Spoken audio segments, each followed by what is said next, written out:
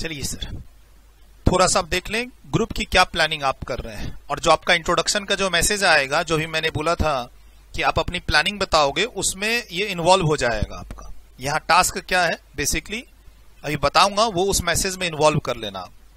Sir ये जो batch है, जिस बैच में आप रजिस्टर्ड हुए हैं या जिसकी डेमो देख रहे हैं, आगे रजिस्ट्रेशन लेंगे, ये बैच किसके लिए है? सीएमए इंटरमीडिएट स्टूडेंट्स के लिए जिनका एग्जाम जून या दिसंबर में है। ध्यान रखिएगा, ये बैच में जो भी चीज पढ़ाया जाएगा वो दिसंबर 2024 तक के एग्जाम्स के लिए वैलिड है। सेम बुक्स सेम क्लास काम करेगी, सेम बुक्स सेम क्लास काम करेगी जून और दिसंबर 2024 तक के एग्जाम्स के लिए।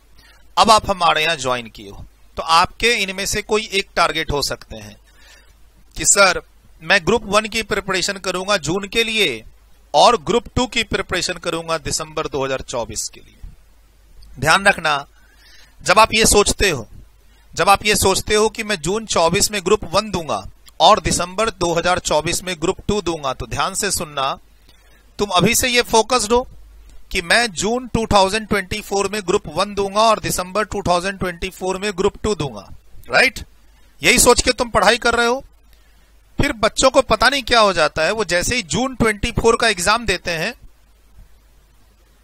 क्या करते हैं, वो प्रिपरेशन स्टार्ट ही नहीं करते हैं ग्रुप 2 का दिसंबर 2024 के एग्जाम्स के लिए। वो रिजल्ट का वेट करते हैं। बस यहां गलती हो जाती है। और रिजल्ट का वेट क्यों करते हैं? प्रोफेशनल एग्जाम्स है, फाउंडेशन कुछ नहीं होता है। जो 12वीं में आप मेहनत करते हैं 11th 12th में, उसके बेसिस पर फाउंडेशन निकल जाता है। बच्चे आप हवा में रहते हो, ग्रुप 1 की प्लानिंग अच्छे से नहीं करते हो, एग्जीक्यूशन अच्छे से नहीं करते हो, मतलब ग्रुप 1 की पढ़ाई करनी है और 2-3 बार रिवीजन करना है। सर जब आप ग्रुप 1 की पढ़ाई कर रहे होते हो ना, तो बच्चा क्या करता है, पढ़ाई करते हुए एग्जाम दे देता है, कोर्स कंप्लीट करके रिवीजन करता ही नहीं है और एग्जाम जाता है खराब। आपने पहले क्या सोचा था, मैं ग्रुप 1 दूंगा जून में और ग्रुप 2 दूंगा दिसंबर में, इसीलिए ग्रुप 2 की अभी प्रिपरेशन स्टार्ट नहीं करूंगा, जून के एग्जाम्स के बाद प्रिपरेशन स्टार्ट करूंगा। बच्चा वहां गलती क्या करता है, प्रिपरेशन स्टार्ट नहीं करता है। प्रोफेशनल कोर्स है, रिजल्ट्स ऊपर नीचे हो सकता है, एग्जाम का पेपर खराब अच्छा हो सकता है, बट जो आपने एम लिया था उस एम को एग्जीक्यूट तो करो। जून का एग्जाम देते ही आप अपने दिसंबर की पढ़ाई तो स्टार्ट करो।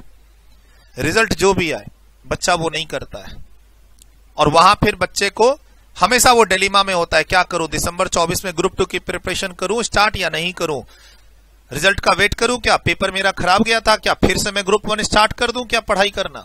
बस इस डिलेमा में बच्चा फंस जाता है और कहीं ना कहीं वो ग्रुप 2 को कहां लेके जाता है, 2025 जून में।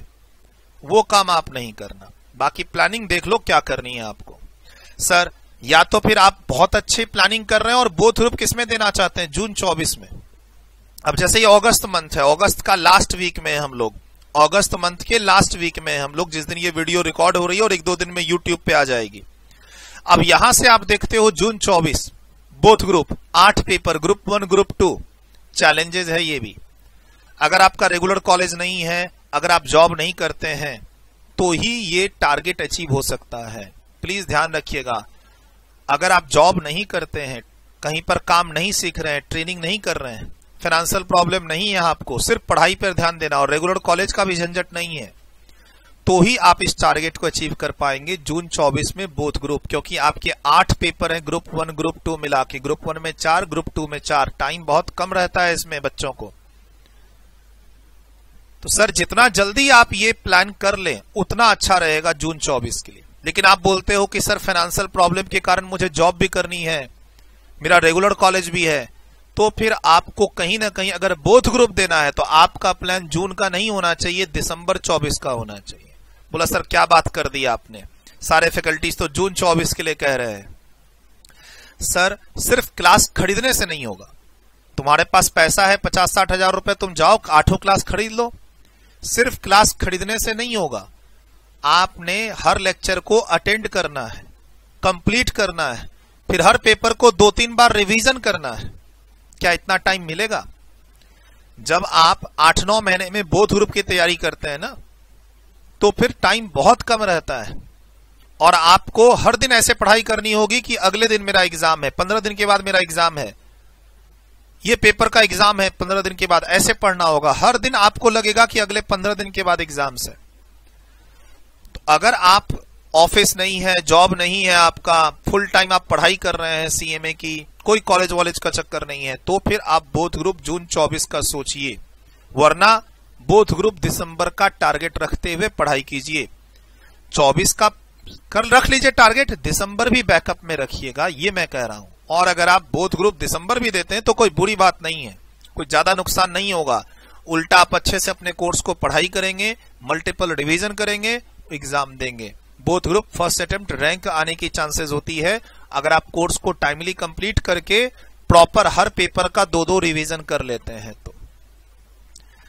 और मैंने थोड़ी देर पहले कहा था, जॉब वाले बच्चे, रेगुलर कॉलेज वाले बच्चे क्या करते हैं, जनवरी में पढ़ाई स्टार्ट करते हैं, जनवरी 24 में, और क्या बोलते हैं, हम एक ग्रुप की तैयारी करेंगे। बोथ तो छोड़ दो, एक ग्रुप की तैयारी करेंगे जून 24 के लिए विथ माय कॉलेज और जॉब। वो पॉसिबल नहीं होता है, उनको तो एक ग्रुप पे फोकस करना है और एक अटेम्प्ट हाथ में रखना है। एनीवे, आपका जो प्लान हो, सर प्लानिंग करते समय ये देखो कि आप ग्रुप 1, मान लो आप बोथ ग्रुप की प्लानिंग कर रहे हो, ठीक है, तो बोथ ग्रुप में सबसे पहले ग्रुप 1 पे फोकस होगा। ग्रुप 1 खत्म हो गया टाइम पे तो हम ग्रुप 2 की प्रिपरेशन स्टार्ट करेंगे, राइट।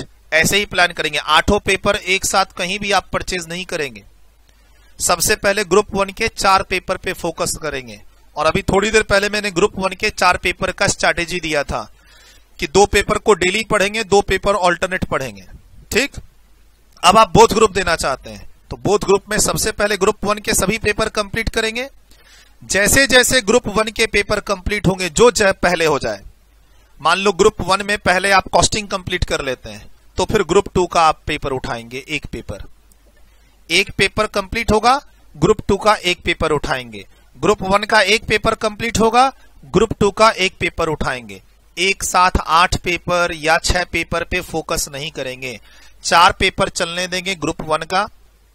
बोथ ग्रुप देना है जरूर दीजिए, जून में देना है दीजिए, दिसंबर में देना है दीजिए, ठीक है, लेकिन पहले ग्रुप 1 के 4 पेपर पे फोकस करना है। ग्रुप 1 के जब 4 पेपर को आप अगले 3-4 महीने के लिए पढ़ेंगे, इसमें से कोई ना कोई एक पेपर अगले 3-4 महीने में खत्म होगा, और वो खत्म चाहे अकाउंट्स होगा या कॉस्टिंग होगा। जब जो पेपर कंप्लीट हो ग्रुप 1 का, आप उसके पीछे ग्रुप 2 की क्लासेस लगाएंगे। जो मेरा पेपर है डीटी और आईडीटी बल्कि है, तो कोई बात नहीं, मैं सॉल्यूशन देता हूं। जब आप बोथ ग्रुप की, ध्यान से सुनिएगा यहां पे, और दोस्तों को भी जरूर बताइएगा, बोथ ग्रुप की तैयारी करते समय सबसे पहले आपका फोकस होना चाहिए ये 4 पेपर। 4 पेपर की स्ट्रैटेजी क्या है, 2 पेपर इसमें से डेली पढ़ेंगे, बाकी 2 पेपर ऑल्टरनेट पढ़ेंगे। तो जो 2 पेपर डेली पढ़ेंगे वो जल्दी कंप्लीट होगा अगले 3-4 महीने में, राइट। तो जब मान लीजिए आपका अगले 4 महीने में आप ये पेपर 6 कंप्लीट कर लेते हैं डेली पढ़ाई करके, तो इसके बाद आप पेपर 10 का ये कॉर्पोरेट अकाउंटिंग स्टार्ट कर लीजिएगा, ठीक है। पेपर 10 का कॉर्पोरेट अकाउंटिंग आपने पेपर 6 कंप्लीट किया 3 महीने में, अगले डेली पढ़ाई करके, जो भी 3 महीने 4 महीने, यहां अभी आज मेरी वीडियो देख रहे हो और आज से पढ़ना स्टार्ट करोगे तो 4 महीना काफी है daily class. Paper 6 sir, paper 6 complete कर लिए, उसके पीछे पेपर 10 का कॉर्पोरेट अकाउंटिंग स्टार्ट कर देना। ऑडिट की हमेशा फैकल्टी अलग होती है, जो अकाउंट्स पढ़ाते हैं वो ऑडिट जनरली नहीं पढ़ाते हैं, आपको इसमें ऑडिट की फैकल्टी अलग लेनी होगी। छोटा सब्जेक्ट है, 30 से 40 क्लास में कंप्लीट हो जाता है, ठीक है। तो अब मान लो आपने ग्रुप 1 में, बोथ ग्रुप देना है, ग्रुप 1 में आपने पेपर 8 पढ़ाई स्टार्ट की, कंप्लीट हो गया, तो पेपर 8 के बाद आप पेपर 11 उसके पीछे लगाएंगे, फाइनेंशियल मैनेजमेंट, और या फिर आपका एक और है यहां पर मैनेजमेंट अकाउंटिंग, कोई भी एक पेपर उठा लेंगे दोनों में से। हड़बड़ाना नहीं है जी, मैं बोथ ग्रुप दे रहा हूं, 4 पेपर खत्म करके और 4 पेपर एक साथ स्टार्ट करूंगा, पता चला ग्रुप 1 के पेपर खत्म नहीं हुए और ग्रुप 2 के तुमने पेपर स्टार्ट कर लिए।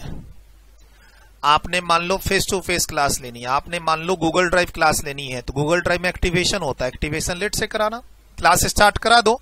कभी कभी होता है क्लास की validity 6 months from the date of activation, तो क्लास को लेट से स्टार्ट करवाना। प्लानिंग बैक टू बैक रखना है। सर मेरे पेपर में आप स्टार्ट करते हो पेपर 7 डीटी और आईडीटी, और आपको ये पता है कि इसमें सबसे ज्यादा नंबर ऑफ क्लासेस लगेगी, सबसे ज्यादा मेहनत करनी है, सबसे लेट में कंप्लीट होगा ग्रुप 1 में, ठीक। अब इसके पीछे ग्रुप 2 का कोई छोटा पेपर रखेंगे, जैसे कि आपका ये पेपर 9 OMSM, या फिर पेपर 10 का ये ऑडिट 30 या 35 क्लास का टॉपिक है, जिसको आप पेपर 7 कंप्लीट करने के बाद स्टार्ट कर सकते हैं। सर ये जो पेपर 9 है OMSM, ये आपका 45 से 50 मैक्सिमम 60 क्लास का टॉपिक है, जिसको आप टैक्स कंप्लीट करने के बाद उठा सकते हैं, है ना। सर पेपर 7 में ज्यादा टाइम लग रहा है, मुझे तो बोथ ग्रुप देना है, तो उसकी भी प्लानिंग है। आपका ग्रुप 1 में सबसे हैवी पेपर है टैक्स की प्रिपरेशन लंबी चलेगी, number of classes, lectures, content ज्यादा है, तो इसके बाद आप ग्रुप 2 का इजी पेपर रखेंगे। अब चाहे आप पेपर 9 रख लो OMSM, और या फिर पेपर 10 का ऑडिट वाला पार्ट रख लो इसके पीछे, बस इतना ही मेरा टारगेट है। सर बाकी पेपर को बाकी पेपर के पीछे प्लान करना पड़ेगा। फॉर एग्जांपल आप पेपर 5 लॉ खत्म करते ही कोई और पेपर स्टार्ट करोगे, जैसे कि पेपर 11 या पेपर 12, तो इस तरीके से करते करते हो सकता है एग्जाम के आखिरी 2 महीने में एक छोटा सा पेपर कोई आपका प्रिपेयर करने को रह जाए, तो कर लेना।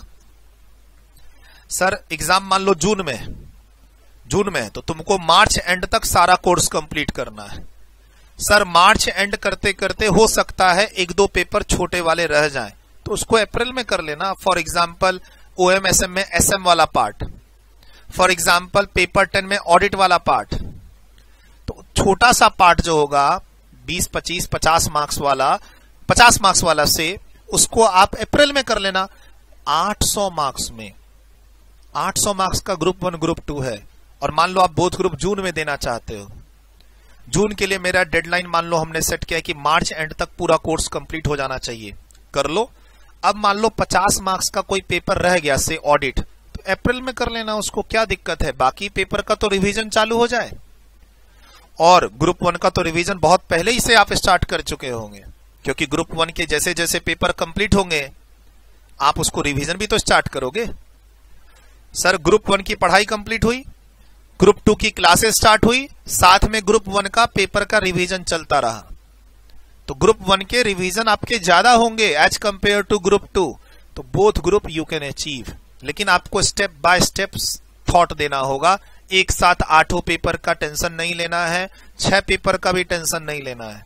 और अगर टैक्स का सिलेबस बल्कि है, ये मैं नहीं कह रहा, सब कह रहे हैं, तो उसके लिए भी परेशान नहीं होना है।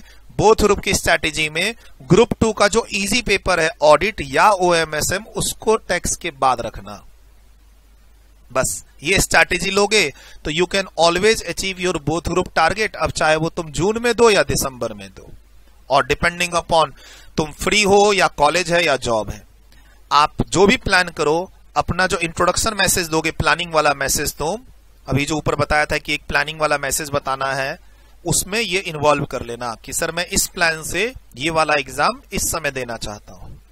तुम एक ग्रुप देना चाहते हो, कोई बात नहीं, लेकिन कसम खा लो कि एग्जाम अच्छा जाए या खराब जाए, एग्जाम के अगले दिन से अगले ग्रुप की तैयारी करनी है। बस ये तुमको कसम खानी होगी। तुम अगर एक ग्रुप की तैयारी करना चाहते हो, करो, लेकिन वो एग्जाम देते ही, चाहे एग्जाम खराब जाए या अच्छा जाए, विदाउट एनी सेकंड थॉट तुमको अगले ग्रुप की तैयारी स्टार्ट कर देनी है। ग्रुप 2 में मेरा कोई वेस्टेड इंटरेस्ट नहीं है कि मैं ग्रुप 2 की क्लासेस बेचना चाहता हूं और मेरे यहाँ ग्रुप 2 के फैकल्टीज अवेलेबल हैं, या फिर मैं ही कोई ग्रुप 2 में कोई पेपर पढ़ाता हूं। मेरा कोई वेस्टेड इंटरेस्ट नहीं है, न ग्रुप 2 में और न फाइनल में। अभी मैं सिर्फ ये चाहता हूं कि मेरा स्टूडेंट अच्छे से मेहनत करके, बिना पैसा बर्बाद किए हुए, बिना टाइम बर्बाद किए हुए, एक एक करके या बोथ ग्रुप एक साथ अपना इंटर क्लियर कर ले। मैं ये चाहता हूं, कोई वेस्टेड इंटरेस्ट नहीं है। तुम ग्रुप 1 दे रहे हो, कोई बात नहीं, तुम जून में दे रहे हो, कोई बात नहीं, तुम दिसंबर प्लान कर रहे हो, कोई बात नहीं, बट प्लानिंग हैप्पीजार्ड नहीं होनी चाहिए। 8 क्लास परचेज कर ली, 6 पेपर पढ़ रहे हो, डेली 4 पेपर पढ़ रहे हो, वो तुमको अब क्रिस्टल क्लियर हो गया होगा। ध्यान रखना, मैं जब बोलता हूं टैक्स में ज्यादा टाइम लगेगा, 8 पेपर में उतना टाइम नहीं लगेगा जितना टैक्स पेपर 7 में लगेगा। जाओ तुम सारे फैकल्टी से बात कर लो, तुम पेपर 9 से बात कर लो, पेपर 10 से बात कर लो, पेपर 11, पेपर 12, तुम इंडिया में किसी भी टीचर से पढ़ोगे ना, DT IDT, तुमको 8 में सबसे ज्यादा टाइम पेपर 7 में लगेगा। और सुनो तुम, ग्रुप 1 में ज्यादा टाइम लगता है एज कंपेयर टू ग्रुप 2, यानी अगले 4.5 महीने में मान लो तुम बोलते हो सर 4.5 से 5 महीना लग रहा है मेरा ग्रुप 1 में, तो ध्यान रखना ग्रुप 2 में इतना टाइम नहीं लगेगा। तुम आराम से बोथ ग्रुप दे सकते हो। ये कभी मत सोचना कि 5 महीने लग गए ग्रुप 1 में तो 5 महीने और लगेंगे ग्रुप 2 में 10 महीने लगेगा। नहीं, ऐसा नहीं होगा। मैंने क्या बोला, ऑडिट कभी कभी 20 क्लास का टॉपिक है। कुछ टीचर्स ऑडिट को 20 क्लास में कंप्लीट कराते हैं, कुछ टीचर्स 35 में, कुछ टीचर्स 40 में। OMSM कुछ टीचर्स इसको 40 क्लास में कंप्लीट कराते हैं, कुछ 60 क्लास लेते हैं, एक दो टीचर इसके भी 90 क्लासेस लेते हैं। तो सर डिपेंड करता है तुम पेपर में किसमें कितना मेहनत करना है। और कुछ एक दो पेपर क्या हम अपने से पढ़ सकते हैं 10 पेज डेली, 20 पेज डेली, जैसे लॉ 10 पेज डेली, जैसे कि आपका SM 10-20 पेज डेली, जैसे कि ऑडिट 10-20 पेज डेली। क्या हम इस तरीके से कुछ पेपर की क्लासेस अवॉइड कर सकते हैं? मैं ये नहीं कह रहा हूं कि लॉ मत पढ़ो, SM मत पढ़ो और ऑडिट मत पढ़ो, वो टीचर नाराज हो जाएंगे, वो बोलेंगे टैक्स मत पढ़ो, है ना। मैं ये नहीं कह रहा। You can plan. तुमको इन सब में एक बार एनालाइज करके ये देखना होगा कि क्या इसमें से कोई पेपर ऐसा है जो मैं सेल्फ स्टडी करके निकाल सकता हूं। ठीक है, सेल्फ स्टडी कर ली, यूट्यूब से थोड़ी सी हेल्प ले ली, सेल्फ स्टडी कर ली, यूट्यूब से थोड़ी हेल्प कर ली। और अगर तुमको लगता है सेल्फ स्टडी में ज्यादा टाइम लगेगा तो क्लासेस ज्वाइन कर ली। क्लासेस में टीचर के यहां 2 ऑप्शन मिलते हैं फेस टू फेस में, डेली बैच और फिर ऑल्टरनेट वाला बैच। ऑल्टरनेट वाला में टाइम लगेगा, तो अगर ऑल्टरनेट बैच ज्वाइन करते हो तो 2 टीचरों के यहां तुमको ऑल्टरनेट सेम MWF TTS करके प्लान करना होगा। रिकॉर्डेड बैच में आ रहे हो तो भैया डेली एक क्लास देखनी होगी तुमको। सर जैसे मेरे बैच में जैसे जैसे क्लास मिलती जाए वैसे वैसे देखते जाना है। थंब रूल, जब तुमने मेरे यहाँ ज्वाइन किया, जब मान लो हमारी क्लास स्टार्ट हुई और हमारे यहाँ ज्वाइन की हो, तो जैसे जैसे तुमको क्लास मिलती जाएगी वैसे वैसे तुमको देखना है। लेट आए हो तो डेली एक क्लास देखना है। मान लो क्लास स्टार्ट हो गई थी 3 महीना पहले हमारे यहाँ रिकॉर्ड होनी, और अब तुम आए हो तो डेली एक क्लास देखनी है हमारी। प्लान तुमको करना है, सक्सेस मिलेगी। अपने प्लानिंग को स्मूथली ले जाना है, डरना नहीं है। तुमको 8 पेपर का एक आइडिया लेना है, और आइडिया सिंपल है। आज के दिन आइडिया सिंपल है। तुम है ना इंक्वायरी कर लो ना, हर पेपर की इंक्वायरी कर लो, हर पेपर के 3-4 टीचर सेलेक्ट करो। सिंपल फंडा है, हर पेपर के 3-4 टीचर सेलेक्ट करो और इंक्वायरी कर लो कि कौन से टीचर किस पेपर में कितने नंबर ऑफ लेक्चर्स लेते हैं। हर टीचर की ऑलमोस्ट आज के दिन ना स्टूडियो रिकॉर्ड, मतलब वो कोई फेस टू फेस पढ़ाता है तो उसकी रिकॉर्डिंग कर लेते हैं, कोई लाइव पढ़ाता है तो उसकी रिकॉर्डिंग कर लेते हैं। आज के दिन हर टीचर की गूगल ड्राइव क्लास मिलती है, तुमको वहां से आइडिया मिल जाएगा कौन से टीचर किस सब्जेक्ट में कितने नंबर ऑफ लेक्चर्स के थ्रू उस सिलेबस को कंप्लीट कराते हैं। फॉर एग्जाम्पल इनडायरेक्ट टैक्स हमारे यहाँ 50 लेक्चर्स में कंप्लीट होता है। इंडिया में तुम किसी भी फैकल्टी से इनडायरेक्ट टैक्स पढ़ोगे 40 से 60 लेक्चर के बीच में वो क्लासेस लेंगे ही। बट ध्यान रखना, वैसे फैकल्टी से ना पढ़ना जो कस्टम आपको ना पढ़ाए, वैसे फैकल्टी से ना पढ़ना जो सिर्फ CA इंटर का ही सिलेबस पढ़ाए, आपको आपके अकॉर्डिंग सिलेबस ना पढ़ाए। वो तुम कॉल तुम्हारी है, वो तुम देख लेना। बहुत बार बच्चा इस चीज में कंफ्यूज हो जाता है और गलत क्लास वो डिसाइड कर लेता है, जिसके कारण वो अपना कोर्स 100% कंप्लीट नहीं करता है ना। आप जब अपना कोर्स 100% कंप्लीट करके जाओगे ही नहीं तो एग्जाम में कैसे आप अपना एक परफेक्शन लाओगे, परफेक्ट स्कोर लेके आओगे। सिलेबस तो पहले पूरा पढ़ो, चाहे जिससे भी पढ़ो। तुम ऐसे फैकल्टी से पढ़ो जो CMA का कोर्स पढ़ाते हैं, या फिर ऐसे फैकल्टी से पढ़ो जो CA का कोर्स पढ़ाते हैं और वहां CMA के स्टूडेंट भी पढ़ते हैं। तुम किसी से भी पढ़ो, लेकिन अपना कोर्स तो कंप्लीट करोगे चाहे जहां भी पढ़ो। CA के फैकल्टी क्या तुम पढ़ रहे हो तो क्या वो CMA के जो एक्स्ट्रा टॉपिक है तुमको पढ़ाएंगे? फॉर एग्जाम्पल साफ साफ दिख रहा है कि हमारे में कस्टम एक्स्ट्रा है। उसके बाद तुम देख लो कि कौन कौन से टीचर ऐसे हैं, कितने कितने लेक्चर्स लग रहे हैं, कौन डिटेल्ड में पढ़ा रहा है, नंबर ऑफ क्वेश्चंस किसके ज्यादा हैं, क्योंकि DT IDT में प्रैक्टिस होनी चाहिए क्वेश्चंस की, खाली प्रोविजन पढ़ने से काम नहीं चलेगा। तो नंबर ऑफ क्वेश्चंस होने चाहिए। क्लास की डिलीवरी देखो कि क्लास में क्वेश्चन डिस्कस हो रहे हैं कि नहीं हो रहे हैं, शुरू में हो रहे हैं, मिडिल में हो रहे हैं, लास्ट में हो रहे हैं या नहीं हो रहे हैं। तो वो आपको एक कॉल लेनी पड़ेगी। बट अगर आप बोथ ग्रुप का प्लान करते हो तो बहुत अच्छे से अचीव कर लोगे। आप अपनी प्लानिंग मुझे बताना कि सर सोच रहा हूं बोथ ग्रुप देने का, अभी मैं ग्रुप 1 से स्टार्ट करता हूं और आप जैसा कह रहे हैं कि अगर ये टाइम पर खत्म हो जाता है तो उसके पीछे मैं ग्रुप 2 की क्लासेस एक एक करके स्टार्ट कर लूंगा। कॉम्बो के चक्कर में मत पड़ना, ग्रुप 1 लेना चाहो ले लो, ग्रुप 2 में कॉम्बो के चक्कर में मत पड़ना, नहीं तो तुम्हारा वो पूरा पैसा बर्बाद होगा। जैसे जैसे ग्रुप 1 के पेपर कंप्लीट होंगे वैसे वैसे ग्रुप 2 के तुम पेपर स्टार्ट करना, ठीक है। ये प्लान रखना। तो तुमको एक ग्रुप देना एक ग्रुप दे देना, बोथ की तैयारी करनी है बोथ की कर लेना।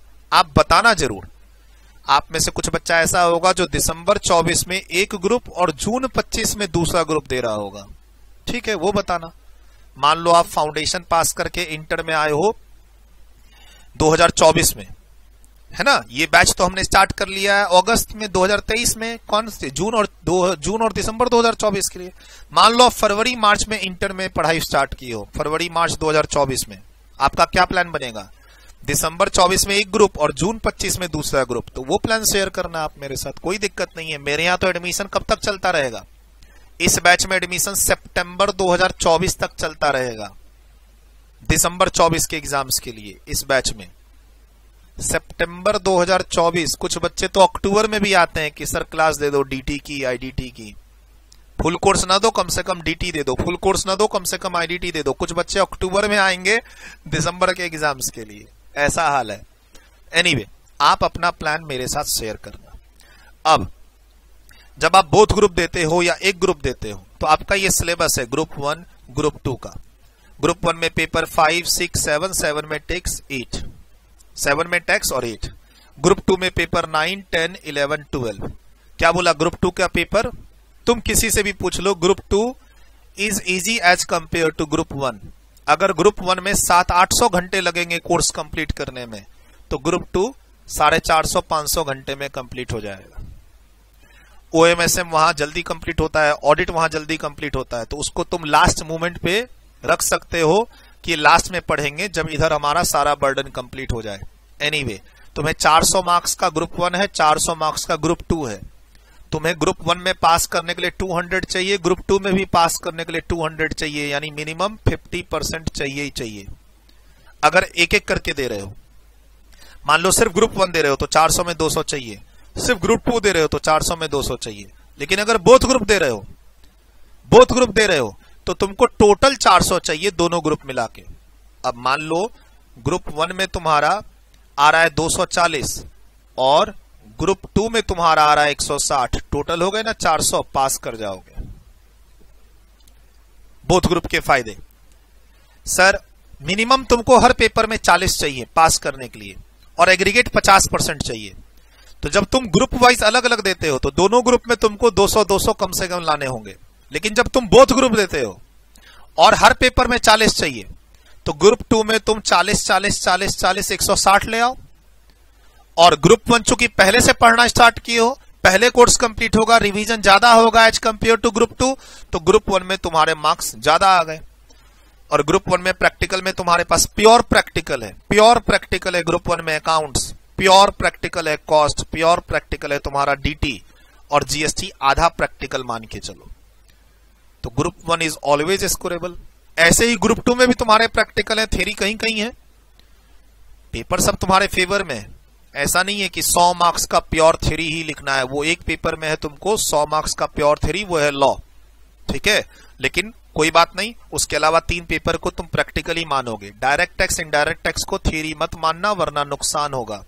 उस बच्चे और उस फैकल्टी से दूर ही रहना जो बोलेंगे डीटी आईडीटी थ्योरेटिकल सब्जेक्ट है। सर प्रोविजंस है इसमें, और प्रोविजंस के लिए खूब सारा प्रैक्टिकल क्वेश्चन का प्रैक्टिस करना पड़ता है। अपनी चारों बुक मिला के, 4 बुक है, 2 डीटी 2 आईडीटी, 1500 से ज्यादा प्रैक्टिकल क्वेश्चन और एग्जाम्पल बुक के अंदर है जो बुक आपको मिलेगी। जिन फैकल्टीज को प्रैक्टिकल क्वेश्चन क्लास में नहीं कराने होते हैं वो बोलते रहते हैं कि भैया प्रोविजंस पे कमांड करो, इसमें प्रोविजंस पे कमांड करो, पूरा चैप्टर खत्म करा देंगे, प्रोविजंस पढ़ा के समझा के क्वेश्चन नहीं कराएंगे। तो वैसे बच्चे और वैसे फैकल्टीज कोचिंग सेंटर से टैक्स के लिए दूरी रहना जो टैक्स में थ्योरी को प्रमोट कर रहे हो और प्रैक्टिकल क्वेश्चंस पे ना ध्यान दे रहे हो। अपनी बुक तुम पिछले बैच की ले लो हमारी टीम से। सर जो नया बैच है उसकी बुक तो धीरे धीरे आएगी, जैसे हम अभी वॉल्यूम 1 रिलीज करेंगे, डिस्पैच करेंगे, फिर कुछ दिनों के बाद वॉल्यूम 2 कुरियर होगी, फिर कुछ दिनों के बाद आईडीटी की बुक कुरियर होगी। तुम ये देखना चाहते हो कि हमारी बुक के कंटेंट है या नहीं है, तो हमारे टीम से बात करके पिछले बैच की वॉल्यूम चेक कर लो। भैया पिछले बैच की बुक देना, DT-IDT की PDF, हमारी टीम तुमको पिछले बैच का बुक देगी, DT-IDT का PDF। तुम टीम से मांगना कि भैया जो सर MCQ की बुकलेट देते हैं DT-IDT में वो देना। तुम टीम से मांगना भैया जो additional test series practice set देते हैं IDT के वो देना। तुमको खूब सारा मटेरियल टीम भेज देगी, तुम देख लेना। 1500 से ज्यादा एग्जाम्पल्स क्वेश्चंस हैं अपनी मेन जो 4 बुक है। उसके अलावा मैंने तुमको क्या बोला, MCQ का बुकलेट है, प्रैक्टिस सेट्स के बुकलेट हैं, एडिशनल क्वेश्चंस हैं इनकम टैक्स के। करते करते 2500 से ज्यादा क्वेश्चन एग्जाम्पल्स मिल जाते हैं सिर्फ DT-IDT में अपने यहाँ। पढ़ना और कंप्लीट करना तुम्हारी जिम्मेदारी है। खूब सारे क्वेश्चंस की प्रैक्टिस होती है, इसलिए टाइम भी अपने यहाँ थोड़ा ज्यादा लगता है। बच्चे बोलते हैं सूरज सर के DT के लेक्चर्स, नंबर ऑफ लेक्चर्स ज्यादा आए हैं। मैं कहता हूं है ठीक है, सर का ड्यूरेशन टाइम ज्यादा है, 2.5 से 3 घंटे का बैच है, कोई दिक्कत नहीं है। 3 घंटे का तो स्टैंडर्ड बैच है ही मेरा। 3 घंटे से कम में अगर लोगे तो नंबर ऑफ लेक्चर्स बहुत बढ़ जाएंगे। जिन टीचर को अच्छे से खूब सारे क्वेश्चंस की प्रैक्टिस कराते हुए पढ़ाना है, वो 3 घंटे, पौने 3 घंटे का लेक्चर देंगे ही देंगे टैक्स का। बाकी अगर तुमको 1.5-2 घंटे वाले लेक्चर भी मिलते हैं कहीं पे, तो समझो कि वहां पर क्वेश्चंस की प्रैक्टिस ज्यादा नहीं कराई जाएगी। और तुम मेरे टीम से हमारे पिछले बैच की बुक्स DT-IDT की 4 वॉल्यूम देख लो एक बार, हर चैप्टर में कितने कितने क्वेश्चंस हैं और कंपेयर कर लो। अगर अभी तक मान लो हमारे यहाँ रजिस्ट्रेशन नहीं लियो, डेमो में हो, तो कंपेयर कर लो। सर बोथ ग्रुप में क्या फायदा होगा? ग्रुप 1 में तुम ज्यादा ले आओ 200 से, और ग्रुप 2 में तुम कम ले आओ। मान लो ग्रुप 2 में तुम 220 ले आओ, और ग्रुप 1 में 220 और ग्रुप 2 में 180, तो भी कितने हो गए? 400। तुम क्या हो जाओगे? पास। जो सरप्लस मार्क्स है तुम्हारे ग्रुप 1 का, वो सेट ऑफ हो जाएगा ग्रुप 2 में। कभी कभी बच्चों के साथ उल्टा हो जाता है, ग्रुप 2 का सरप्लस मार्क्स ग्रुप 1 में ऐसे लाता है बच्चा। कभी कभी मैंने क्या स्कोर दे रखा है, ग्रुप 1 में 190 और ग्रुप 2 में 210, 400। सर बोथ ग्रुप नहीं दे रहा था, बट फिर ग्रुप 2 स्टार्ट कर दिया, तैयारी भी कर ली, बोथ भी दे दिया, उल्टा ग्रुप 2 के मार्क्स से ही मेरा ग्रुप 1 निकल गया। कभी कभी ये भी होता है बच्चों के साथ, क्योंकि अभी थोड़ी देर पहले मैंने क्या बोला, ग्रुप 2 में कम टाइम लगता है। ग्रुप 2 में ताजा ताजा पढ़ा हुआ रहता है, तो बच्चे को अगर रिवीजन टाइम कम भी रहता है तो ग्रुप 2 का पेपर फेवरेबल मिल जाता है एग्जाम्स में। अरे 2 महीना पहले पढ़ा था, 1 महीना पहले पढ़ा था, वही एग्जाम में आ गया है ना। तो देखो ग्रुप 1 तुम पहले फिनिश कर लेते हो, रिवीजन का टाइम ज्यादा मिलता है। मे भी शायद तुमने रिवीजन नहीं किया हो, तुम बिजी हो गए हो ग्रुप 2 में, तो कभी कभी ग्रुप 2 में ज्यादा स्कोर कर लेता है बच्चा। एनीवे, बोथ ग्रुप में ये फायदा है, जो ग्रुप वाइज अगर देते हो तो फायदा नहीं है। और बोथ ग्रुप की प्लानिंग मैंने बता दी, स्टेप बाय स्टेप होती है, एक साथ नहीं होती। ठीक, पेपर खत्म करते हैं, फिर पेपर स्टार्ट करते हैं ग्रुप 2 का, ग्रुप 1 का पेपर खत्म करते हैं, फिर ग्रुप 2 का पेपर स्टार्ट करते हैं। तो आराम से तुम्हारी ये स्ट्रैटेजी काम करेगी। अब ये फंडा आपको मालूम भी होगा, मैं बता भी देता हूं। अभी तक आपने सुन लिया होगा, अभी तक नहीं सुने तो ये सुनिए। सर आप सिर्फ ग्रुप 1 की प्रिपरेशन कर रहे हैं, ग्रुप 1 की प्रिपरेशन कर रहे हैं, और paper number 5, paper number 6, paper number 7, paper number 8 group 1 की प्रिपरेशन कर रहा हूं सर मैं सिर्फ। मार्क्स कितने आए हैं, कितने लाने हैं? हर पेपर में मिनिमम 40 लाने हैं और ओवरऑल 200 क्रॉस करना है। तो देखो पहला केस तुम्हारे 42, 47, 58 एंड 41 सब में तुम्हारे 40 प्लस है। ठीक, तुम्हारे टोटल कितने हुए? 188। ये बच्चा पास नहीं कर पाया, सिर्फ एक ही चीज की कमी थी इसमें, इसने क्लास ली, चाहे फेस टू फेस, लाइव या हमारी तरह स्टूडियो रिकॉर्डिंग। इस बच्चे ने अपना कोर्स भी कंप्लीट किया, लेकिन इसने रिवीजन नहीं किया, खाली कोर्स कंप्लीट करके एग्जाम में बैठ गया। इस बच्चे ने ये नहीं सोचा कि मार्च में कोर्स कंप्लीट करके अप्रैल और मई में रिवीजन करूंगा और जून में एग्जाम दूंगा। ये कोर्स स्टार्ट किया, मई तक क्लासेस देखता ही रहा और जून में एग्जाम में बैठ गया। ये बच्चा मेहनत कर रहा था, पास होना चाहता था, लेकिन क्या कमी रह गई? इसको रिवीजन की कमी रह गई, फेल कर गया बेचारा। सर फेल कर गया सर, 40 तो लाया है सब में, हाँ ओवरऑल 200 नहीं बना इसका, ये बेचारा फेल कर गया। एक चीज की कमी रह गई, रिवीजन की। रिवीजन की कमी कैसे रह गई? इसको सिलेबस को टाइम पे कंप्लीट करके लास्ट के 1-2 महीने रिवीजन करने थे, बस इससे ये चूक हो गई। ये आप भी हो सकते हैं अगर आपकी खराब प्लानिंग हुई आगे के आने वाले महीने में। सर केस दूसरा लेते हैं एक, ये बच्चा तो फारू निकला सर, इसी में पहले 62 ले आया। हाँ, लेकिन देखो फिर एक 39 आ गया, बाकी में 54, 59। कुल मिला के इस बच्चे ने 200 क्रॉस कर लिए, लेकिन फिर भी फेल कर गया। सर ये बच्चा थोड़ा सा बायस हो गया, इसने पेपर 5 पे ज्यादा मेहनत कर ली। थोड़ा सा इसने अपने आप को अगर जज कर लिया होता एग्जाम के लास्ट 2 महीने में कि मेरा पेपर 5 तो अच्छा चल रहा है, थोड़ी मेहनत पेपर 6 में कर लेता हूं। मुझे नाम नहीं मालूम अभी पेपर 5 क्या है, पेपर 6 क्या है, बट ये बच्चा ना एक पेपर पे ज्यादा जोश में लग गया। अकाउंट्स पढ़ रहा है तो खाली अकाउंट्स ही पढ़ रहा है, कॉस्ट पढ़ रहा है तो खाली कॉस्ट ही पढ़ रहा है, इसने दूसरे पेपर को इग्नोर कर दिया। थोड़ी इसकी मिस प्लानिंग हो गई। ये एक पेपर में 39 ले आया, 39 ही स्कोर कर पाया, और 40 से कम आने पर आप हो गए फेल। सर हर पेपर में 40 और उससे ज्यादा होने चाहिए, एंड टोटल आपका 200 और मोर होना चाहिए, तो आप माने जाएंगे पास। ये बच्चा हो गया फेल। इसने थोड़ी सी कम मेहनत की पेपर 6 में, थोड़ी सी ज्यादा मेहनत कर ली पेपर 5 में।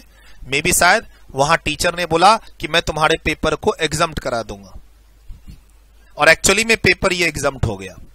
ये पेपर एक्चुअली में एग्जम्प्ट हो गया। सर जो कहते हैं ना मैं तुम्हें अपने पेपर में 60 दिलाऊंगा, तो मेरा मानना है कि फिर वो फैकल्टी ये बोल रहा है कि तुम बेटा फेल करो, दूसरे पेपर में 40 से कम लाओ, क्योंकि पेपर एग्जम्प्ट कब माना जाएगा? जब तुम फेल करते हो। जब तुम ओवरऑल पास करते हो और तुम्हारा 60 मार्क्स आता है, तो हम उसमें एग्जम्पशन वर्ड यूज नहीं करते। मान लो मेरे 62 आए और बाकी में 50 50 50 आए, तो मैं यहां पास हो गया। फिर हम इस 62 को एग्जम्प्ट नहीं बोलते, क्योंकि तुम पास कर गए हो with 62 marks in paper 5।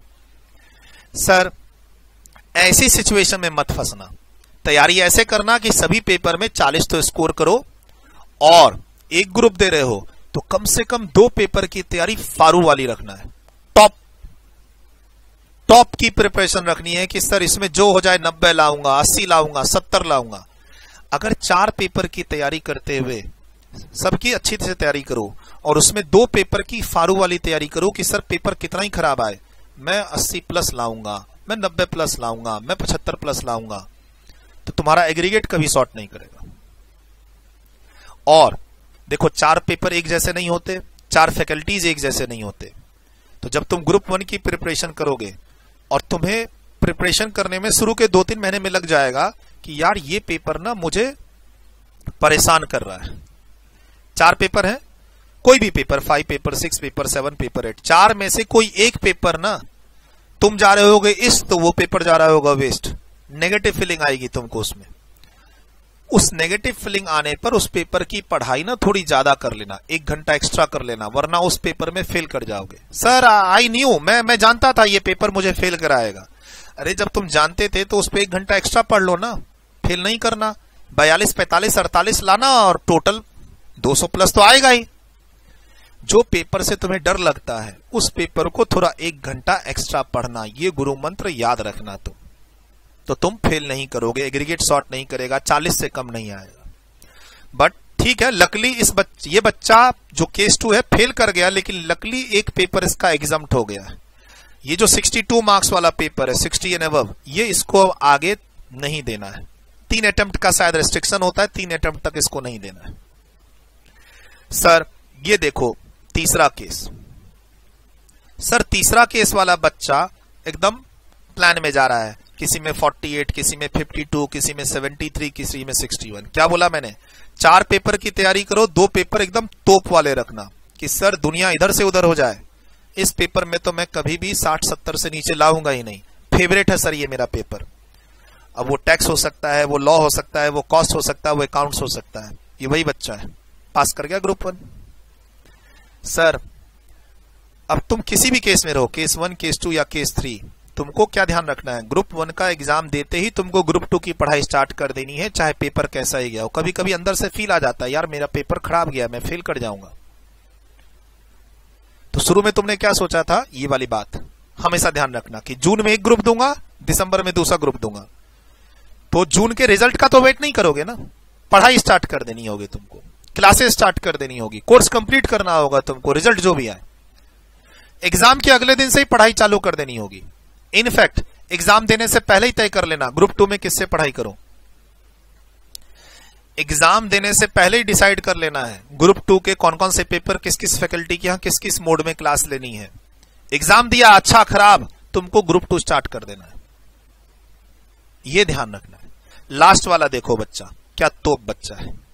Last वाला बच्चा केस 62, 78, 63, 85।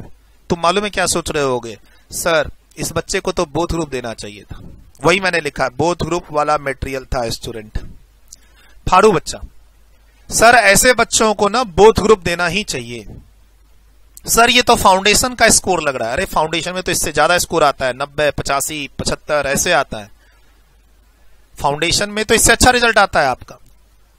लेकिन ये जो केस 4 है ना, ये वाला बच्चा जो डर गया, कोर्स को देखा ही नहीं, ग्रुप 1 स्टार्ट करने के बाद देखा कि यार ग्रुप 2 भी ऐसा ही होगा। अभी थोड़ी देर पहले मैंने बोला क्या, ग्रुप 1 में अगर 5 महीने लगते हैं तो ग्रुप 2 तुम 3 महीने में खत्म कर सकते हो। ग्रुप 2 कंपैरेटिवली इजी है, total number of lectures, total number of hours कहीं भी कंपेयर कर लो तुम ग्रुप 2 में। बोथ ग्रुप जब तुम देते हो तो ग्रुप 2 इजी है, ग्रुप 1 हार्ड है, स्ट्रांग है। ठीक है, ये बच्चा देखो ग्रुप 1 में 288 स्कोर कर रहा है, तो तुम्हारे दिल से और उस बच्चे के भी दिल से यही निकल रहा होगा कि यार इसको बोथ ग्रुप ट्राई करना चाहिए, तो एक्चुअली में करना चाहिए था। ऊपर बोथ ग्रुप के फायदे मैंने बताए, नीचे फिर बता रहा हूं कि सर ये जो चौथा केस है, केस 4 वाला बच्चा जो टोटल 288 लाया है, अगर ये बोथ ग्रुप ट्राई करता और दूसरे ग्रुप में 172 भी ले आता, 41, 42, 46, 43, अरे पेपर 120 प्लस का आता है, 120 प्लस मार्क्स का पेपर आता है। अगर तुम 40% मार्क्स भी लाते हो, पढ़ाई करते हो, तो 48 मार्क्स, 40% नहीं आएगा, 120 प्लस मार्क्स का पेपर होता है, उसमें से तुमको 40% स्कोर करना है, 48 मार्क्स।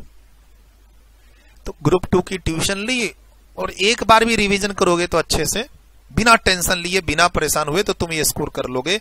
ये बच्चा देखो 460 ला के पास कर रहा है, मे भी शायद रैंक आ जाती इसको। सपने नहीं दिखा रहा हूं, मैंने ऐसा नहीं कहा कि इसको ग्रुप 1 में भी 288 आ रहे हैं और ग्रुप 2 में भी सब में 60-70 आ रहे हैं, ये तो सपने देखना हुआ। आ सकते हैं सर, हाँ, उस बच्चे को 6 महीना अपना अटेम्प्ट शिफ्ट करना होगा। सर अगर तुम जून 24 की तैयारी करते हो बोथ ग्रुप की और ट्यूशन वगैरह कंप्लीट करके तुम अगर अपना 6 महीना अटेम्प्ट शिफ्ट कर दो, तो जब मल्टीपल रिवीजन, हर पेपर का 3-3 रिवीजन हो रहा है आपका, तो आराम से सब में ऐसे ही मार्क्स आ सकते हैं, 75, 80, 65, 62, 55, 59, 72। सर दोनों ग्रुप में तुम आराम से 260, 270, 280, 290 स्कोर कर सकते हो। तुम्हारा टोटल में रैंक आएगा ही आएगा। रैंक वाला बच्चा from the very first day plan करता है और हमेशा 6 महीना अपने हाथ में रखता है, और रैंक वाला बच्चा जो both group first attempt rank लाना चाहता है, आप भी उसमें हो सकते हैं, वो हमेशा एक 6 महीने का रिस्क अपने साथ लेके रखता है कि हो सकता है मुझे 6 महीना अपना एग्जाम शिफ्ट करना पड़े। कोर्स को टाइम पे कंप्लीट करता है, बैक टू बैक, ठीक, and multiple revision, her paper का 3 रिवीजन लगाऊंगा सर एग्जाम से पहले, ऐसा सोच के बैठता है वो। आराम से both group first attempt rank आती है। अब तुम कोई भी प्लान कर लो, मुझे कोई दिक्कत नहीं है। बोथ ग्रुप के फायदे में मार्क्स सेट ऑफ हो जाता है, तुम्हारी क्लास सिलेबस टाइम पे कंप्लीट हो जाती है, क्योंकि तुमको एग्जाम देना ही नहीं है। जब तुमको जून में एग्जाम देना ही नहीं है, मान लो तुमको क्लास स्टार्ट करनी है, क्लास खत्म करनी है, फिर ग्रुप 2 की क्लास स्टार्ट करनी है, क्लास खत्म करनी है, तो जो बच्चा एक एक करके जाएगा, पहले ग्रुप 1 का पढ़ाई करेगा, फिर ग्रुप 1 का एग्जाम देगा, फिर ग्रुप 2 की पढ़ाई करेगा, फिर ग्रुप 2 का एग्जाम देगा, तो ऑब्वियस सी बात है उसकी जो क्लास है और सिलेबस है चलती ही रहेगी। लेकिन अगर आप बोथ ग्रुप डिटरमाइंड होके ग्रुप 1 की क्लासेस लेते हो, फिनिश करते हो, फिर ग्रुप 2 की क्लासेस लेते हो, एग्जाम तो देना नहीं है, ग्रुप 2 की क्लासेस लेनी है, फिनिश करनी है, तो उस बच्चे का क्लास और सिलेबस जल्दी कंप्लीट होता है। बोथ ग्रुप की तैयारी करते हो तो प्रॉपर रिवीजन का टाइम मिलता है, क्योंकि तुमने 6 महीना हाथ में ले रखा है कि जून नहीं तो मैं दिसंबर में दूंगा, दिसंबर नहीं तो मैं जून 2025 में दूंगा, तो उसका हर पेपर का प्रॉपर रिवीजन होता है।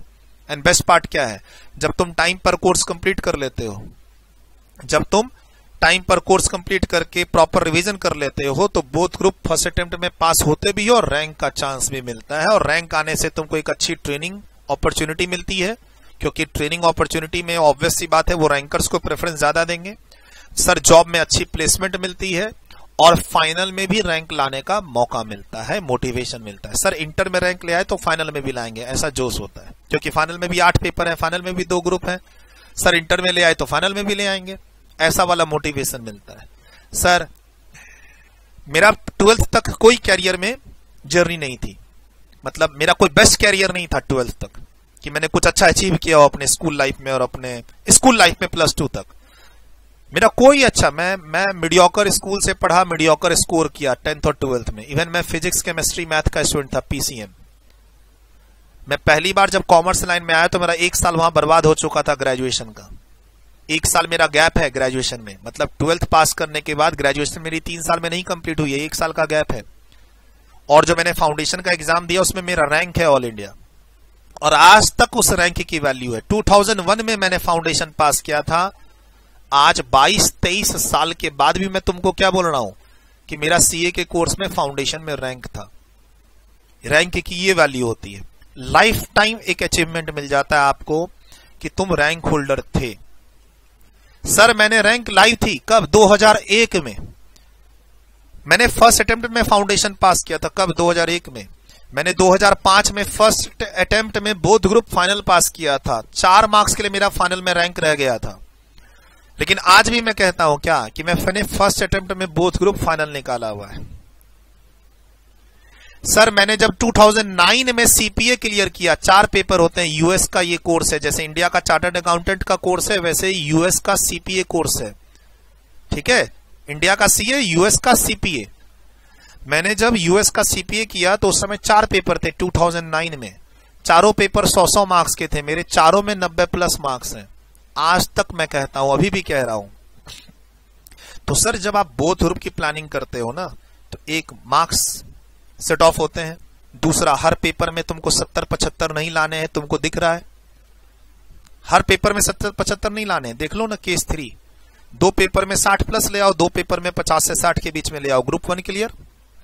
और जब बोथ ग्रुप देते हो हर पेपर को, सर जो पेपर में 3 रिवीजन कर लोगे उसमें 80 ले आना, जो पेपर 2 रिवीजन हुआ है उसमें 60 ले आना, जो पेपर में 1 रिवीजन की उसमें 42-45 ले आना, फिर भी तो बोथ ग्रुप क्लियर हो जाएगा।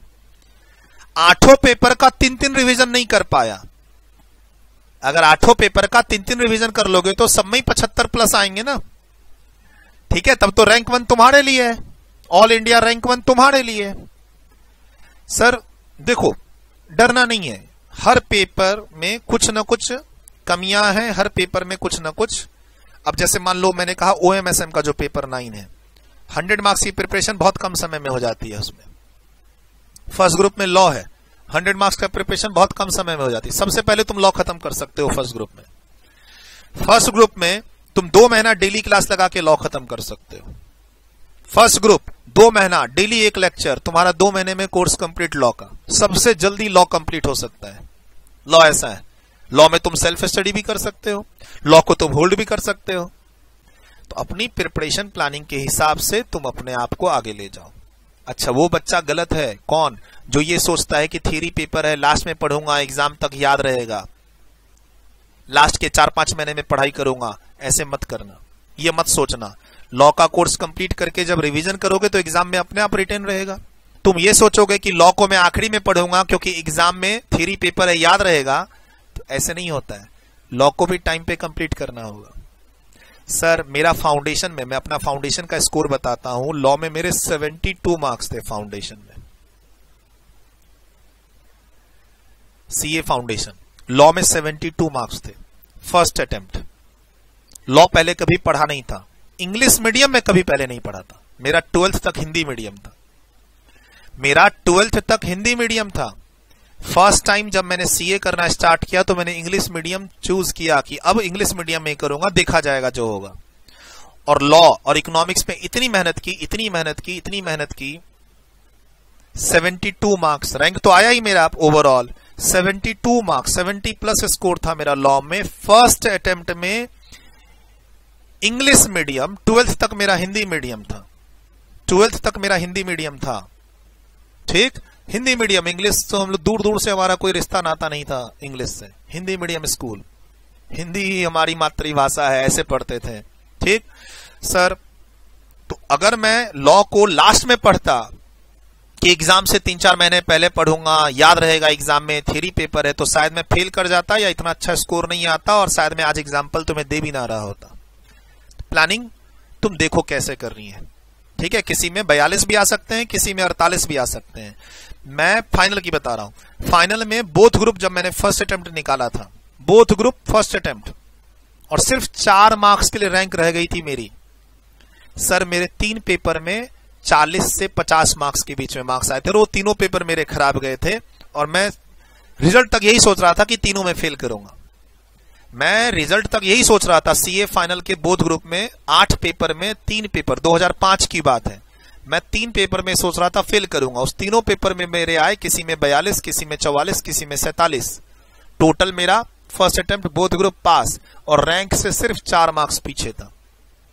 तो ऐसा भी हो सकता है कि बोथ ग्रुप में तुम्हारे कुछ पेपर खराब हो सकते हैं, तुम्हारे कुछ पेपर अच्छे हो सकते हैं। तो एक में मान लो 70 आया, एक में 40 आया, तो भी तो 110 से 55%, तो क्या ही फर्क पड़ता है। सब में तो 70 नहीं आएंगे ना, unless and until you have a super power of Rajinikanth, with due respect to Rajinikanth, है ना।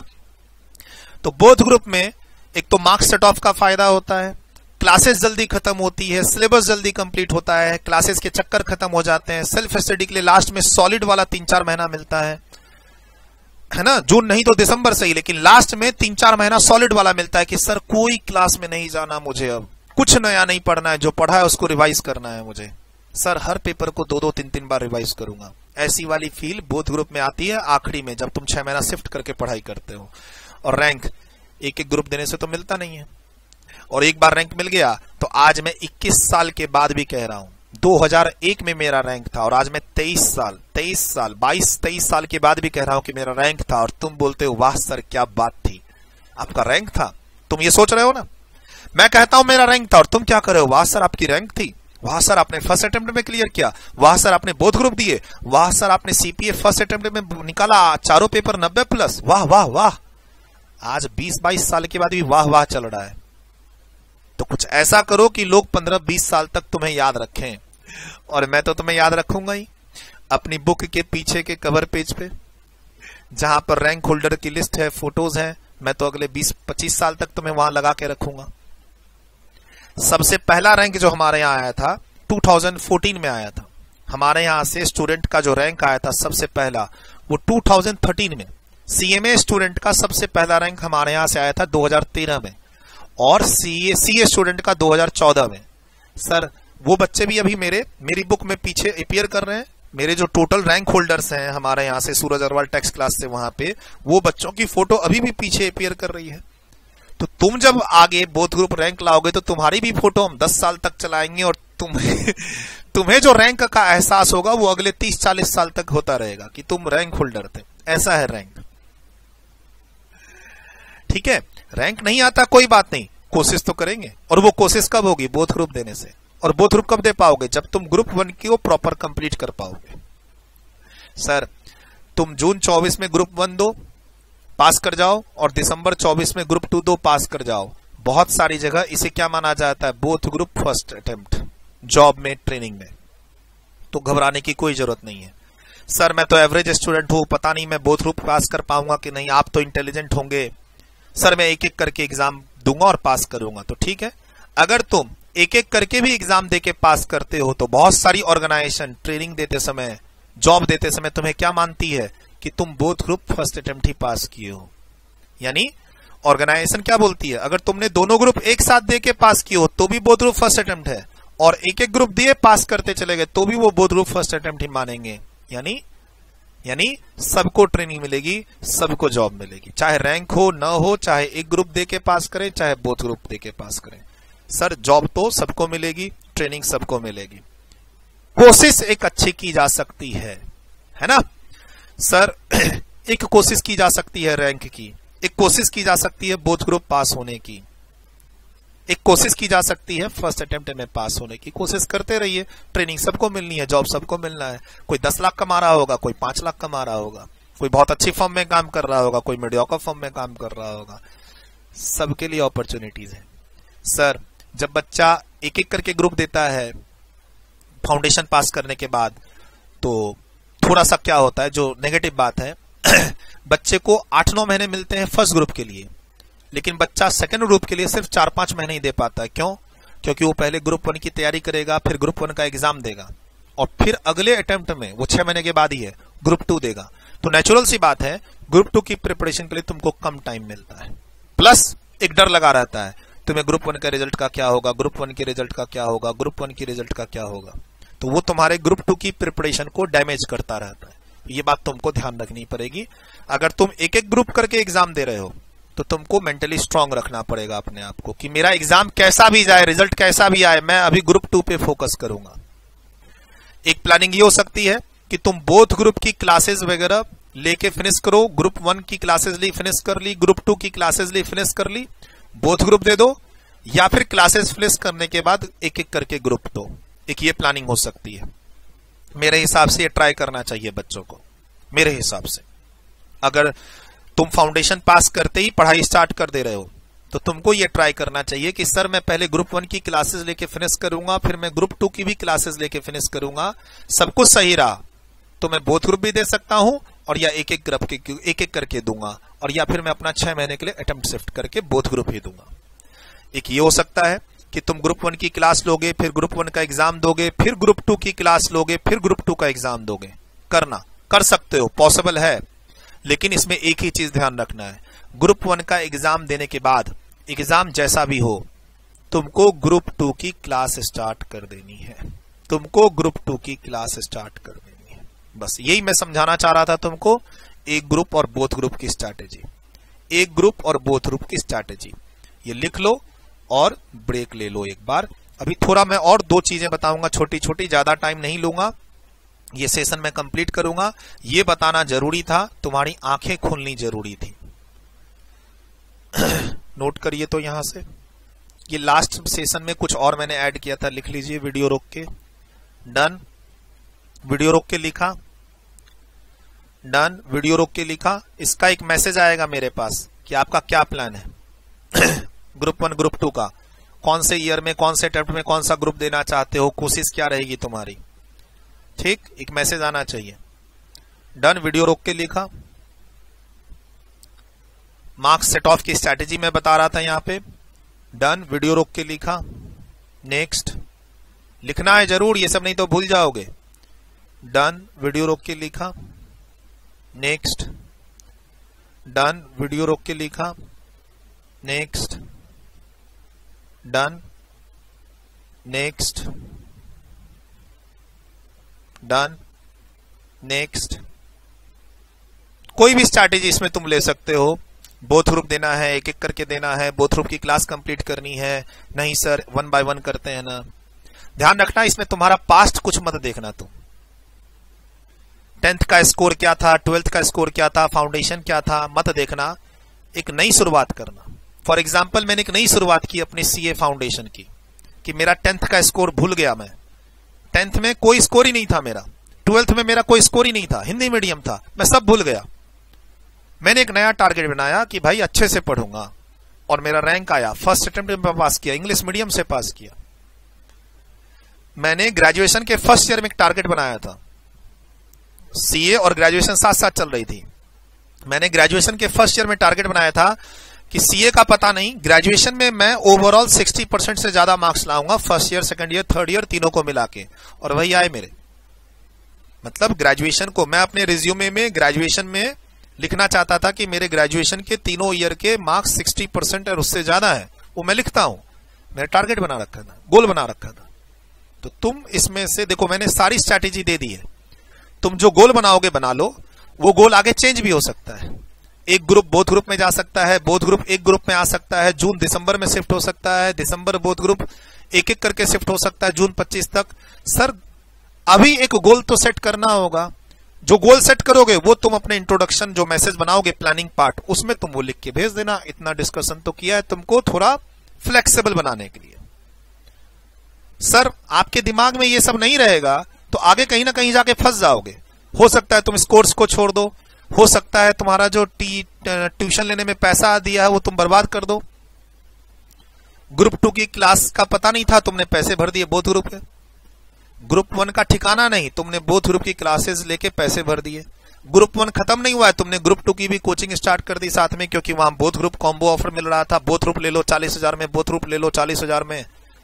और ग्रुप 1 की जगह टीचर लोगों ने पहले ग्रुप 2 ही तुमको पढ़ाना शुरू कर दिया, इजी है पढ़ लो, इजी है पढ़ लो, इजी है पढ़ लो। क्यों होता है मालूम है ऐसा?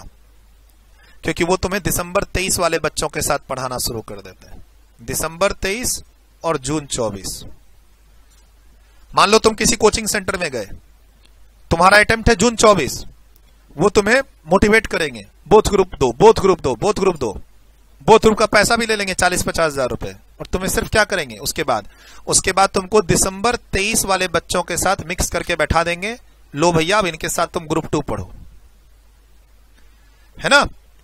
कोई प्लानिंग नहीं है, कोई स्ट्रैटेजी नहीं है, पहले तुम इनके साथ ग्रुप 2 पढ़ो, क्योंकि उनका दिसंबर 23 के लिए ग्रुप 2 का ऐसा हो गया होगा बहुत सारे बच्चों के साथ कि सर मैं जिस कोचिंग सेंटर में गया वहां पे ग्रुप 2 की क्लासेस चल रही थी, वहां काउंसलिंग में हमें बोथ ग्रुप के लिए प्रमोट किया गया और हमने बोथ ग्रुप का एडमिशन भी ले लिया वहां कोचिंग सेंटर में, और उन्होंने फिर हमें ग्रुप 2 की क्लासेस में बैठा दिया। ऑडिट पढ़ रहे हैं सर, मैनेजमेंट अकाउंटिंग पढ़ रहे हैं, और सर है ना वो पढ़ रहे हैं, क्या कहते हैं, OMSM पढ़ रहे हैं। ऐसे भी होता है, ठीक है? आई होप कि ग्रुप 1 से कोई पेपर कनेक्टेड ना हो, अकाउंट्स में, कॉस्ट में, तुम ऐसा भी कर सकते हो। लेकिन मान लो ग्रुप 2 का जो पेपर है ये तुमको देखना पड़ेगा। मान लो ये जो पेपर 12 है, मान लो इसमें कुछ कॉन्सेप्ट है जो पेपर 8 से कनेक्टेड है। मान लो यहाँ पेपर 11 है, financial management and business data analytics, इसमें कुछ कॉन्सेप्ट है जो यहाँ पेपर 8 से कनेक्टेड है। मान लो यहाँ पर ये कॉर्पोरेट अकाउंटिंग है पेपर 10, उसमें कुछ कॉन्सेप्ट है जो पेपर 6 से कनेक्टेड है, फाइनेंशियल अकाउंटिंग से। सर ऑडिट में कुछ लॉ के पार्ट होते हैं, कंपनी ऑडिट के अंदर जब हम कंपनी ऑडिट पढ़ते हैं तो उसमें कुछ लॉ के पार्ट होते हैं। तो इंस्टीट्यूट ने तो ये सिलेबस ऐसे बनाया ना कि बच्चा पहले ग्रुप 1 पढ़े फिर ग्रुप 2 पढ़े। अब तुम उल्टी गंगा बहाते हो, ग्रुप 2 पहले पढ़ते हो क्योंकि वहां ग्रुप 2 की क्लासेस चल रही थी, तो इसमें तुम्हारा फायदा क्या हुआ? तुम्हारा तो नुकसान ही नुकसान है। तो इन सब चीजों से थोड़ा दूर रहना। और टैक्स में तो हो ही नहीं सकता है। मान लो तुम टैक्स की क्लासेस कहीं लेना चाहते हो और तुम वही क्लासेस दिसंबर 23 वाले बच्चे भी ले रहे हैं, तो ऐसा पॉसिबल ही नहीं है, क्योंकि दिसंबर 23 एंड 2024 वाला सिलेबस अलग अलग है टैक्स का। और जून और दिसंबर वाले बच्चे एक साथ पढ़ सकते हैं। जिन बच्चों का एग्जाम जून और दिसंबर 2024 में है, DT IDT, वो एक साथ पढ़ सकते हैं। लेकिन आप दिसंबर 23 वाले बच्चों के साथ कभी भी नहीं पढ़ सकते। इसका तो मैंने एक मैसेज बना के टेलीग्राम और व्हाट्सएप ग्रुप पे छोड़ भी दिया है। एक साल का मतलब सिलेबस का ही फर्क हो जाएगा। एनीवे, 5 मिनट का ब्रेक लीजिए। 2 छोटी छोटी बातें बतानी है, कौन कौन सी बुक, कौन कौन सी क्लासेस मिलेंगी, और थोड़ा सा ये बताना है स्टूडियो रिकॉर्डिंग के बारे में, फीचर्स, कैसे आप टीम से जुड़ेंगे, कैसे आप मेरे से कहां पे जुड़ेंगे, पहले यही बता देता हूं। इसको बता देता हूं पहले, यहां पे कौन कौन सी बुक और क्लासेस मिलेंगी, कौन सी बुक कैसे क्या मिलेंगी, टीम से कैसे जुड़ोगे, मेरे से कैसे जुड़ोगे, थोड़ा सा यहां बता देता हूं। उसके लिए मैं चाहूंगा तो फिर अलग से वीडियो बना दूंगा, इसके लिए अलग से मैं यूट्यूब वीडियो बना दूंगा, डोंट वरी। ये चीज अगर मैं आज नहीं भी बता पाता हूं तो कोई बात नहीं, ये मैं इसकी अलग से एक यूट्यूब वीडियो बना दूंगा। इस चीज की अलग से एक यूट्यूब वीडियो बना के तुम्हारे व्हाट्सएप ग्रुप में डाल दूंगा, या टीम से ले लेना, तो है ना। इसको मान लो आज की क्लास में कवर नहीं करते, इसको अगली क्लास में भी कवर नहीं करेंगे, ये तो ऐसे ही था, ठीक। इसको मैं अलग से एक वीडियो बना दूंगा, यूट्यूब लिंक शेयर कर दूंगा तुम्हारे ग्रुप में। फिलहाल अभी 5-10 मिनट का ब्रेक ले लो, हम ये थोड़ा सा समझ लें बुक्स के बारे में। ये जरूरी है आज समझना, क्योंकि अगली क्लास में क्लास स्टार्ट करनी है हमें, तो एक बार अगली क्लास स्टार्ट करने से पहले ये समझना जरूरी है।